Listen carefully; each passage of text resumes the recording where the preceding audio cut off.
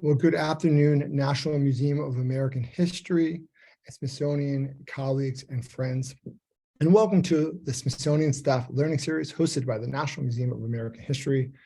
The goal of this series is to explore the trends, topics, and research relating to the public so that we may better understand our current and future audiences. My name is Adam Roseanne. I'm the Director of Programs Audience Development at the National Museum of American History and your host and moderator for the series. For today's talk, we're joined by Ashley Adams, a research account manager at MMGY Travel, who will speak about their two-part travel-related study, Portrait of LGBTQ Travelers in America, which was released in January of this year. Our speaker, Ashley Adams, began her journey into tourism research at MMGY Travel Intelligence in 2021 after spending the better part of the decade immersed in academia. After earning her bachelor's degree in geology and anthropology, a master's in geology, and finally a Ph.D. in environmental science, she was looking for another challenge outside of the academic sphere. After discovering an opening for a research analyst at MMGY, she was intrigued due to her love of research in all forms of travel, and we're happy to have you here. Please note that this discussion is being recorded with closed captioning, and I'll be helping our speaker by moderating the chat, so please add your questions there. And lastly, I'd like to hear from you. Please take a moment today or tomorrow and share your thoughts on this series, past speakers, and your ideas for the future. And thank you. Ashley, welcome to the Smithsonian Staff Learning Series, and the presentation now is yours. Thank you so much for the introduction, Adam.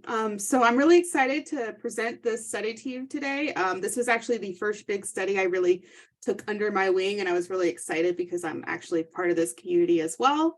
One thing I wanted to mention before I really get into the meat of the study is this is part of a series of studies that we look at sort of underrepresented traveler groups that may not be focused as much in tourism research. So for instance, we've had a study that was on Black travelers. We had a study last year on portrait of travelers with disabilities, specifically mobility disabilities, since there's sort of a wide range of disability-related accommodations and things there. And all of these studies also have a partner that we picked that's a nonprofit that benefits from all final report sales of this study. So for this study in particular, it's actually a group called Brave Trails, which works in developing LGBTQ+ youth leadership. So I just wanted to mention that all final report sales from the study actually benefit that group. And with that, I'll get into the meat of the study. So this is actually a two-part study. So the first part is the DK Shiflett profile of LGBTQ, oh my goodness, I'm gonna stumble over that all day, LGBTQ+ travelers. So we have a syndicated study that's been going on since about 2000. That's the Travel Performance Monitor. And this looks at past travel, where people went, what activities they participated in, what they spent money on, all those sort of main aspects that we look at for travel to see what trends change over time. And we also have demographics as part of that. So I was able to sort of take out anyone who identified with an LGBTQ+, whether it be sexuality or gender, and look at that group versus travelers overall.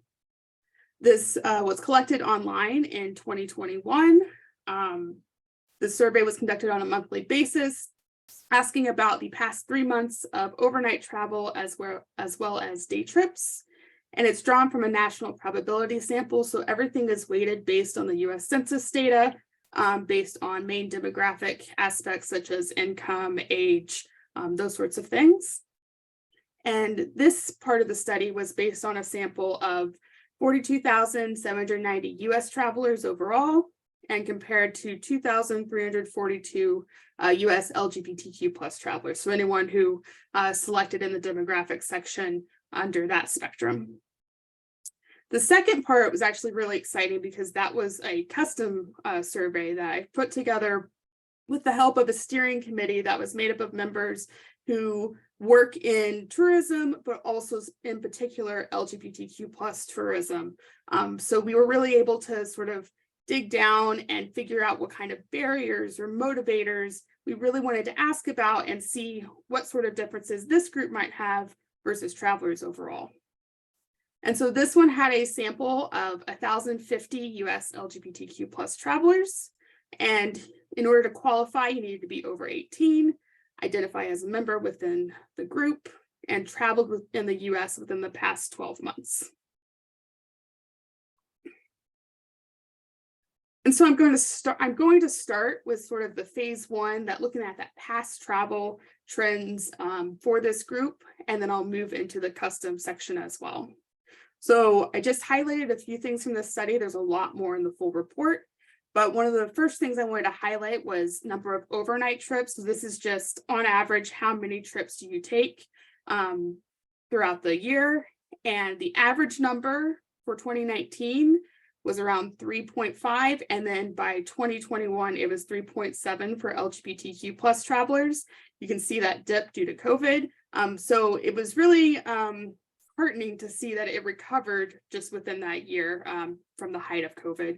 Obviously, COVID was still a concern in 2021, but travel really seemed to bounce back for both US travelers and LGBTQ plus. Party spending was really interesting to look at as well.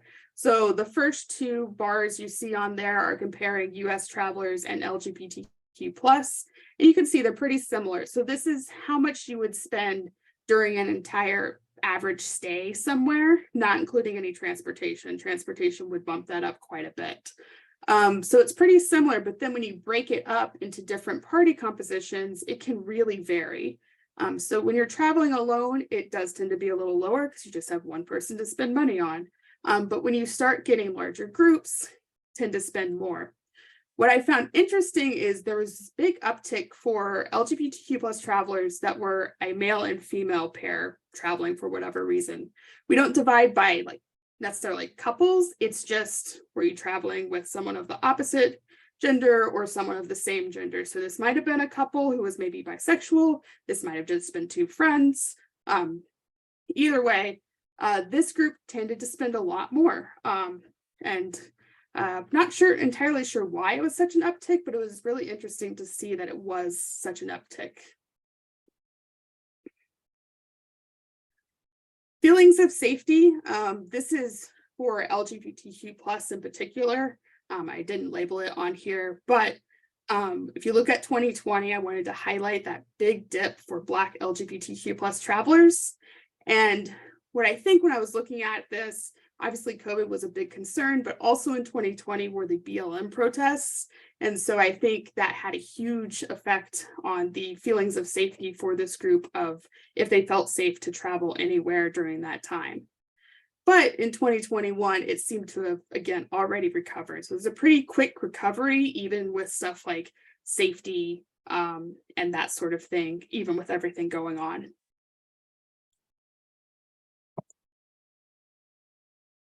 This is just the general demographics for the phase one study. Demographics were a little bit for the custom study, and I'll talk about that in a little bit.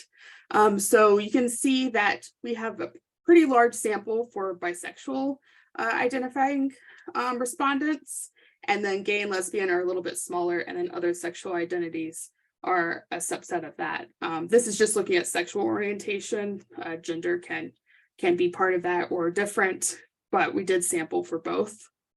Overall demographics, a lot of them really tie into age. So LGBTQ plus travelers tend to be younger by quite a bit, which affects the employment. If you're younger, you're less likely to be retired, more likely to be employed.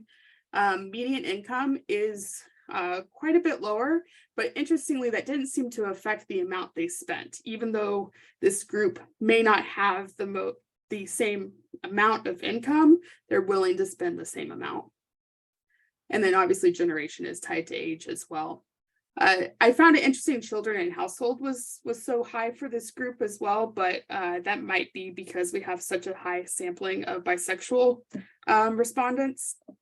I'm not sure. It's a little bit different in the custom survey. It's a bit lower there, which had a better sort of breakout. So now I'm going to switch into the custom survey. I didn't have a slide for this, but because we just talked about demographics in the phase one, I want to talk a little bit about demographics in the phase two.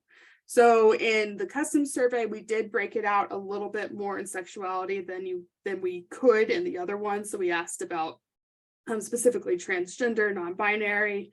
We asked about pansexuality, asexuality, and I think that's agender. That was the other one we asked about, as well as lesbian, gay, and bisexual.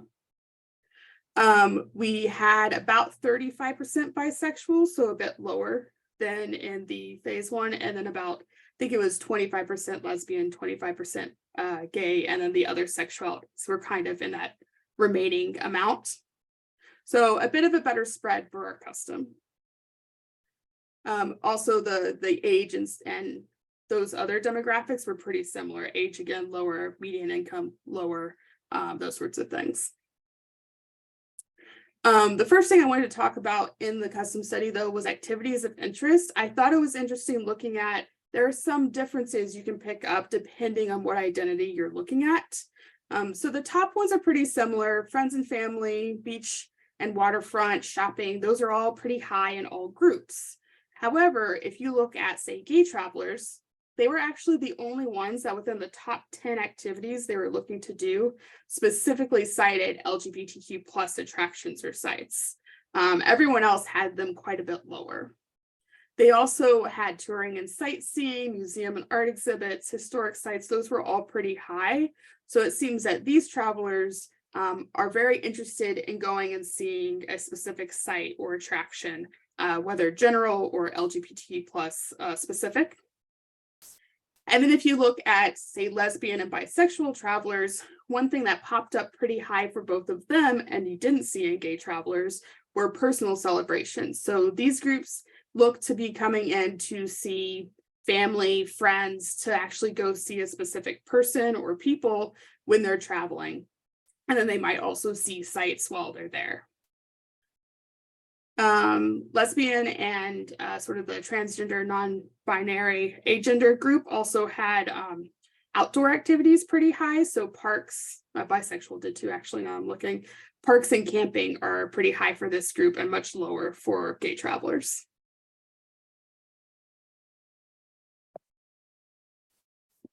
The main sort of divisions we did for this study was looking at motivators and barriers to travel. So we'll start with the motivators.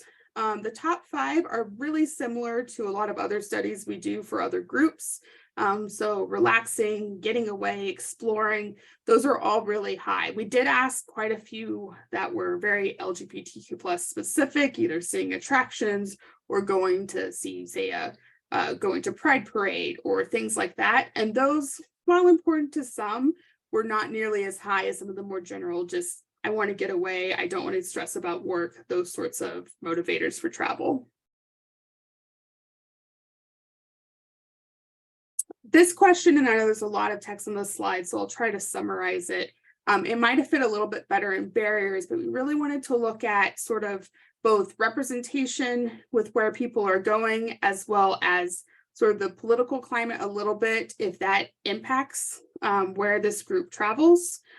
So you can see 62%, the one I highlighted, if a destination has anti-discrimination laws for sexuality and or gender identity, it makes these respondents more likely to consider that destination because they have that sort of set safety net or support that is in place that they may not have somewhere else. About 50% are more likely to either purchase from a travel service provider or more likely to consider a destination if they see representation in the marketing. And then about 45% are more likely to consider a destination that has been covered by an LGBTQ plus blogger or travel writer or journalist. Motivators when choosing a destination. So starting from here, you're going to see a very common through line of concern about affordability or cost. This survey did go out in November of 2022, which was one of the months that was really high for inflation and concerns about that. So that definitely impacted some of these responses. And also due to the general lower income, it had a higher impact in this group than I've seen in some of the other studies we've run. So the number one motivator is this destination affordable? Can I even afford to go to this destination? That's really, really important. Then it almost gets divided into the next four, grouped pretty closely. And there's sort of two stories there. One, this group really wants to see something unique, whether it be culinary and dining experiences at 69%, or unique historic sites and attractions, which is great for DC because there's tons of unique historic sites and attractions. And then the other story is it safe and welcoming? So 71% want to go somewhere there that's perceived safe for this group, and 65% want to go to somewhere that has a reputation of being friendly and welcoming to this group. So those are the really big ones for what motivates them to choose a destination. Choosing accommodations, again, affordability is number one. That's pretty much the number one for a lot of these questions. Location is also very, very important for this group. They want to be somewhere where they can get to the other things they want to see. Much less so any of the more specific LGBTQ plus stuff we asked about, such as representation or diversity training. Those are still important to about 40% of respondents, but location and affordability are really the number one things to look at. So now we'll move into barriers, and just like affordability was a big motivator, cost is a big barrier for this group. That's really the number one thing they're looking at. Then when you look further down, quality of service, time, health safety. So COVID seems to still be a big concern, even though we saw that recovery with the phase one, it's still a concern when looking at travel. And then overall safety of a destination, unrelated to LGBTQ plus identity. So we asked both unrelated, this is just sort of the general, like, what's the view on crime and general security of where they're looking at, or is it specific to your identity, to crime or anything related to LGBTQ plus. So this seems to be higher for unrelated to that. This question was interesting. We wanted to get at just a general perception by if you went to a destination and there was negative perception from either other tourists or from the locals, how would that affect you? And it varied a little bit depending on what identity. It was particularly high for pansexual or asexual respondents in terms of it would make you uncomfortable and impact what destinations they might go to. And it impacts how they might present themselves in traveling to a destination. They may not be presenting themselves as outward as they may in a destination they don't think they're going to get that negative perception. But it doesn't seem to limit the activities they might choose in a destination. That was very low across all groups. Sources for ideas and inspiration. Friends and family across other studies we've looked at is very high, almost anywhere you look. What was interesting for this one is search engines are very high, which tends to coincide with younger groups. Gen Z and millennials tend to use search engines more than Gen X or boomers. And because this group leans younger, search engines are also quite high. The others are lower, but it was interesting that social media specific to the community was in the top 5. For other groups, we don't usually see something that specific, and social media is usually quite a bit lower. This may be tied again to age, but it is interesting that they're looking at specifically to their community, what they want to look at and where they want to go. And then there were a couple other questions that we sort of got at this as well, but we wanted to ask a very specific question about marketing representation, how important you think it is. And 44%, so those top two bars, I believe it is either very or extremely important to see that marketing representation when they're choosing a destination or choosing accommodations, no matter what, they want to see that marketing representation. sort of covers the main core of the report, and Destination DC actually was a sponsor for the study, which meant you got to ask some custom questions. So I also want to go over those since they're very specific to DC. Friendliness. So I talked a lot about how within the top 4 motivators, this group really wants to go somewhere that's perceived as welcoming and friendly. While 74% of respondents view Washington, D.C. as already a friendly destination, which is really high. That was really good to see. And 58% have actually visited D.C. in the past. And this will be important when we look at some of the other questions, because we asked some just for those who have visited and some for just those who have not had a chance to visit yet. So there's a lot on the slide here.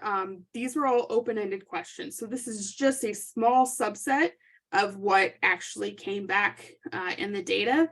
I went through and sort of tagged the different main categories I saw and pulled out ones that I thought told interesting stories. So one of the questions we asked was, what attracting factors does DC have? Why do you want to go to DC? And friendliness was one of the big things that popped up, as well as the attractions and historic sites. People want to see what's there, and people view it as a friendly place to go. So when you look at, say, the top right, my best friend lives there with his partner and they live in the gay neighborhood there. It is such an inclusive place where I felt so comfortable. So this respondent obviously feels that DC is a very friendly and welcoming place for them to go. Then the museums and the fact there are so many universities around the area make me feel certain that people are more LGBT friendly, and they have a big pride parade once a year. So there's also this knowledge that there are events related to the community happening, which again makes it feel like it's a much more welcoming place to visit. And then in contrast, we asked about constraining factors, and once again, cost really came up. Cost was a big concern for a ton of the respondents. And here I just put a few in here about the cost. Crime also came up a lot, just this idea of crime or security issues in DC still seems to be a concern. And then quite a few, just the respondents were too far away. They didn't feel like they could travel to DC just due to the distance.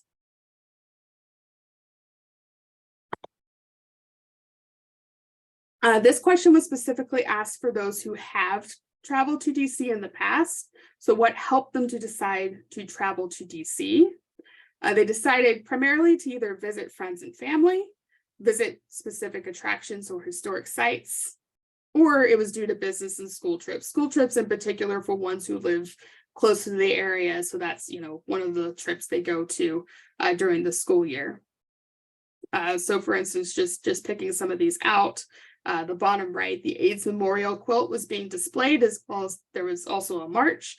Also visiting museums was a major interest. So this respondent in particular was going for specific LGBTQ plus things, but then also went to other attractions and sites while they were there. Top left, a relative who lives close to there in Maryland invited us to visit to the area, so they may come in to see friends and family and then go out to some of the museums or attractions that they want to see because they're in the area already.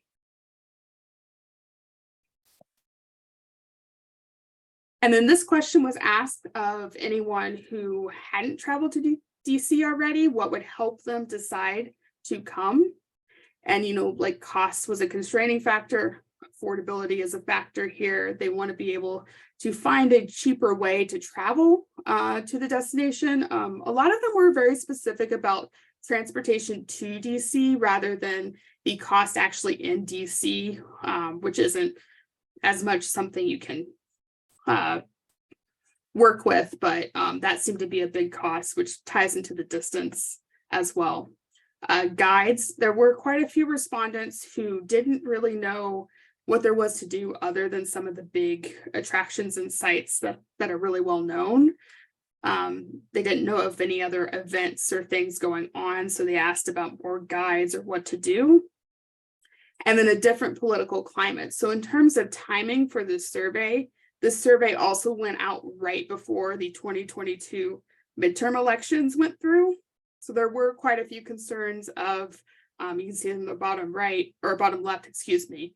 I think the results of the 2022 midterms and how the country reacts will determine whether I feel safe in DC. So there is this air of, because DC is really a political center, that depending on the political sphere at the time may determine if someone wants to feel safe to come to DC. And then this one might be really interesting for this group in particular, because it really goes into museums and historic sites. But this question was asked: when you visit a place such as a museum, historic site, monument, which of the following are important to you? And 60% or about 60% of LGBTQ plus respondents find they want to go somewhere to share the important or significant stories of the past. They want to learn about the past and to learn about the experiences of people who have different life experiences from me. That seemed to be really high for this group. A little less so, around 40%, this group wants to see the experience of people like me. So in contrast to the different life experiences, and they want to feel welcomed. Yeah. And I think that is actually the last question. So I can open it up to question and answers. Well, Ashley, thank you so much for speaking today and walking us through that, and for also making sure that we understood what's going on in DC. We do have some questions that came into the chat. But before I get to that, one thing that as you were speaking, I couldn't help but think of was Maslow's hierarchy of needs. And so there is this theme throughout of, do people feel safe and secure? And that also includes affordability, right? Am I able to afford this? But at the same time, we want that self-actualization, and we're seeing that there's not one without the other; it's both. Is that correct? I would agree. Yes. Yeah, fantastic, and we'll definitely be talking about that. So Angela asks, how much of a difference in income could be attributed to the lower age of the LGBTQ plus sample versus pay differences based on identity as LGBTQ plus? That is a great question. From this, I can't really nail that down because we didn't ask anything specific regarding pay and the custom. But I do think that's a really good point, that while age might be a factor, there may be other factors such as identity that really play in there. Right. And can you just say one more time what the sample size of the research was? For the phase 1, that was 2,342, and for the custom, it was 1,050. Great. For the LGBT plus sample. Yeah, and my colleague Catherine says, where does DC rank compared to other queer destinations? Thanks for the question, Catherine.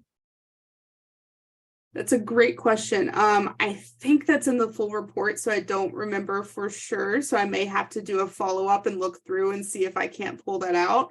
I know that DC is pretty high for some of the main ones, but I unfortunately would have to go and look that up and see if I can find that out. I want to just follow up on my colleague Catherine's question.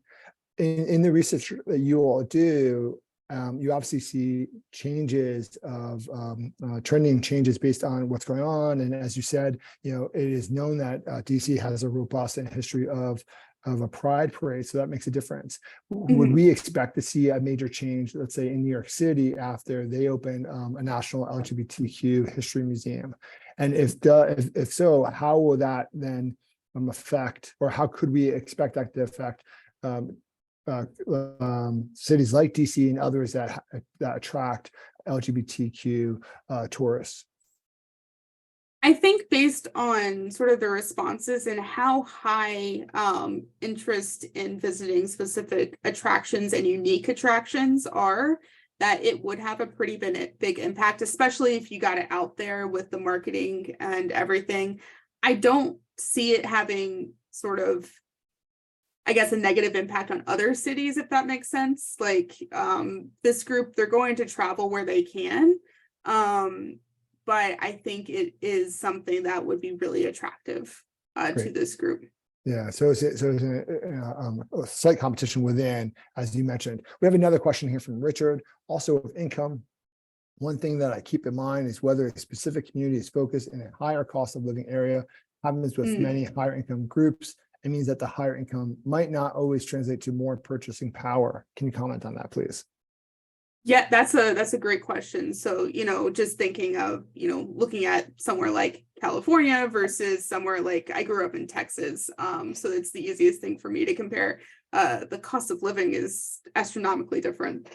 So someone who's living in California, they need to pay a lot more for just the basic rent and everything than someone in Texas. Even if they're making the same income, the Texan traveler may be able to travel more just because they have more base income and have more that they're able to put towards that. I think I got off what the actual question was there, though. I think we did pretty good. Do you know Okay. how long, based on this research and others, do we have a sense of how long the vacations are, how long the stays are that we're speaking about here? Are we talking about 2-3 days a week? What are we talking about here? So looking at the first phase, length of stay is averaging around 3.7 right now for this group in particular. That was in 2021. I would need to look up the 2022 numbers, but I expect it to be pretty similar. Most groups are going up for that in terms of length of stay, getting close to 4. And what is attributing that? There's a lot of groups are having more time available to travel. That's a big factor. There was a little bit of a drop at the beginning of this year that looked to be tied to inflation, but it seems to be going up now that we're getting into, big travel months coming up. Great. So more questions for Ashley. This has been really interesting. Love to hear the questions and the comments. Are you all seeing this in your institutions? Are there things that you have experienced that is helping? One thing, Ashley, I'd love for you to speak a little bit more about why folks are writing their questions or raising their emoji hands. Talk a little bit more about that representation piece. The one number I wrote down was that 52%. So seeing representation in terms of understanding and being influenced, in addition to media representation. That was really interesting because it's also when we were talking to the steering committee about that, is representation is really important, but also this group wants to see kind of a varied representation. They don't just want to see one identity within LGBTQ plus represented. They want to see, say, a gay couple, a lesbian couple, transgender representation. They want to see sort of the spectrum that the community represents, because there's a lot of different identities under the rainbow. Great, and that goes back into that safety piece. So we're getting some of the conversation here. So Angela asks, will these studies be repeated in future years? So LGBTQ plus specifically probably won't be unless we see a lot of interest. Other studies looking at sort of these different underrepresented groups will be. It's sort of, we want to put out, I think, 1 or 2 a year. I'm trying to remember which one. I believe we're going to focus on international Asian travelers is one study we're looking at to do this year, for instance. And there are some other ones we're looking at. If there are other groups that you think would be an interesting group to look at, I'm happy to take that in and see if we can do something with some different groups, because it's really interesting to see the differences between different traveler populations. Well, we appreciate that, and we'll take you up on that for sure. Richard, you want to unmute and ask your question? Sure, thank you. And thank you for coming, Ashley. This is really interesting. I recently saw a headline that said that Saudi Arabia is welcoming LGBTQ travelers, right? I don't know if you saw that headline, and I'm not sure the exact details of it, but to me, it called into mind the idea between the difference between marketing, perception, and then reality. And like, you can use creative marketing, like a lot of these states currently in the United States that are becoming less and less welcoming in reality may still have that kind of campaign or elements within it, like Disney campaigning to Right. LGBTQ population. But Florida is someplace I don't feel like I want to contribute my dollars to go to right now. And so I'm Understandably curious, so. like, if there's any kind of like way to rate the perception versus the reality. So LGBTQ travelers may have a perception about Mhm. something, but there may be Mhm. some way to like quantify the reality of how welcoming that state is. Is there anything on that? Because I'm curious, it's just like Thanks. there's a I think difference between that's a great point. And I think we would have to do sort of like another survey to really get at that difference, because there is a huge difference between, just looking at, if you look at DC, for instance, it's viewed as very welcoming, but a part of that may be because you actually see some of those specific events that happened. You see the representation, those sorts of things. It's not just a headline saying, hey, we're welcoming, and that's it. There's actually things going on to represent and to bring that group in. Yeah, That's great. and I was you had actually a comment. sorry, You have a can I follow follow up up real comment? quick? Just that I was a little surprised that DC wasn't actually higher, because I felt like it is one of the cities in the country with the highest proportion of LGBTQ people. The And DC's so I was rating. curious why it wasn't like 95, 100%. Thanks, Richard. Ashley? I'm not sure, but one thing that may be factored in is that was asked of every respondent and not just asked the people who have actually visited DC. So it may just be that they weren't aware of that, they weren't aware enough to perceive it as friendly or welcoming. Interesting. And you also gave a stat about laws and policies as something that people are paying attention to. We have a question here from Franklin. It was interesting to see the desire to visit historical sites, and it seemed that they need not necessarily be LGBTQ related. Is that a correct assumption? It is. So I was actually surprised that a lot of our questions that really tried to drive into LGBTQ plus specific, they were responded positively. They were, but they weren't nearly as high as sort of the more general historic sites or unique experiences people wanted to see. That's great. My colleague, Mike. Hi, Mike. Whenever we look at specific demographics, there are questions of intersectionality. Did the study break responses down across race or heritage? Great question. So for the first phase, I did break it down a little bit to see differences. And you saw that in the ratings of safety. So I looked at that. The reason I didn't have as many breakdowns in, say, this presentation is I looked through most of the questions, and a lot of them ended up not having huge differences based on race. Some of them did, like that's why I highlighted the safety, but most of them seem to be pretty similar, and the main differences were more on identity than race. There also were some groups where I just didn't have the sample size. So particularly the custom study, I didn't have the sample size to divide that as much. That's great. Great. More questions. Actually, I wonder if you could talk a little bit while folks are asking questions in the chat about the whole idea of welcome and what that means in the tourism industry, what you see from the research that you all do at MMGY Travel and your experience. What do organizations, companies, cities have to do, especially, and think of it from the museum perspective, what is it that we have to do in order to create that welcome so it gets out there for you all to track? That's a great question, and it's hard to measure directly. From what I've seen in some of, maybe not necessarily this study in particular, but in other studies, a lot of the respondents who feel that the welcoming aspect is very authentic involves things that are actually done. So whether it be events that are happening or some sort of like charity drive or something for smaller destinations, actually having that actionable event or thing that you can back that welcoming aspect up seems to be a really key factor in people seeing it as an authentic thing, that this place is actually friendly because they actually do these things for us. That's great. And I wonder if you could talk a little bit more about, and if you know from the journalism side of it, that was interesting that is measurable in addition to friends and family, the bloggers and the journalists covering LGBTQ tourism and travel. What's that side of the equation, and what does that factor in for travelers?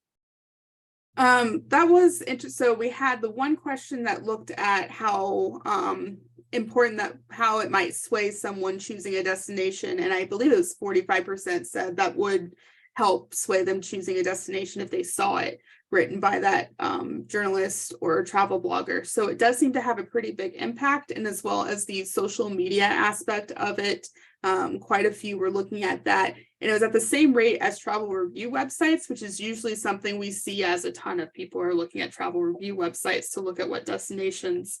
So the fact that they're going to these specific bloggers that are within the community has a pretty big impact for this group, it seems.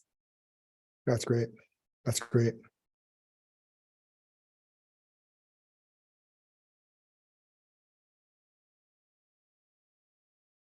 And do you see a similar type of crossover from other studies and other research that you've done, where the LGBTQ traveler is different, and where are some of the examples where it overlaps and there's that similarity?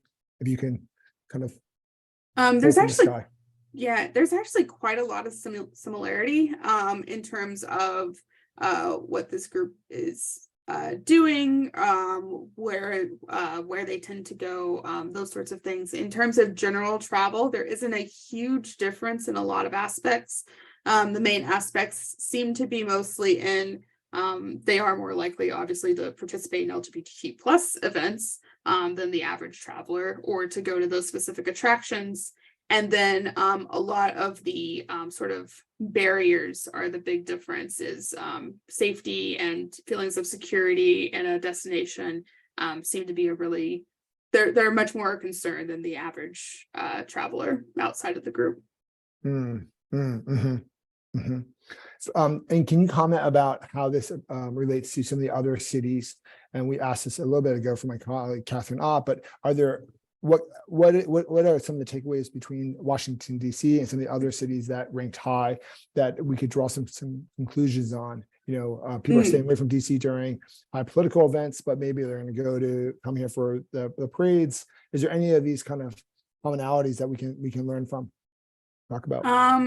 Thinking about the one that comes to mind, is probably unsurprising that comes to mind, is Orlando, because it has a big LGBTQ plus community and support. But then, like I said earlier, Florida is not looking too great for this community right now. So politically, it's not the best. DC is actually a little bit overall is perceived a lot safer for right now. So I think that's sort of the big, there are a lot that will not go to Florida right now due to the political sphere. But DC may be a little bit different right now. So very interesting. Other questions?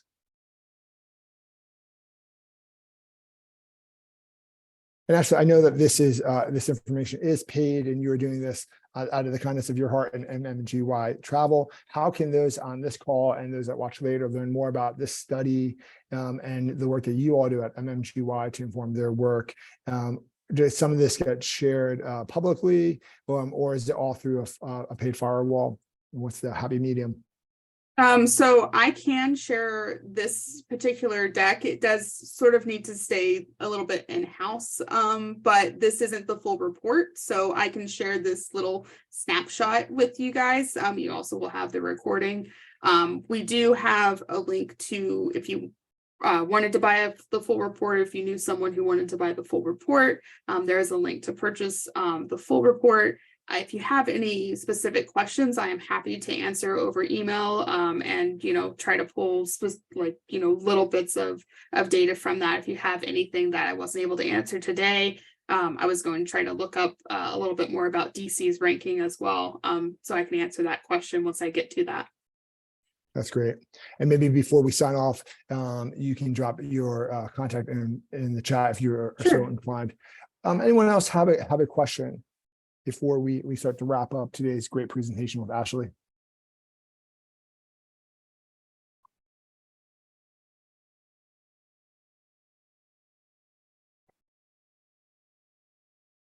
All right. Well, everyone, oh, we do. Oh, that was Ashley. That was me. Yeah. That Everyone, was me thank you just so putting much my email in for, there. no worries. Ashley, thank you again for this presentation and for your accommodation, sharing this really interesting information, really important information with us at the Smithsonian, and it's going to help us. And everyone, thank you for taking the time out of your busy days to attend this one. Please do let me know if you have feedback on the series. And I put in the information on our next talk, which is in June. And I hope to see you all then. And again, thanks for everyone for attending. And thank you very much. Thank you, guys.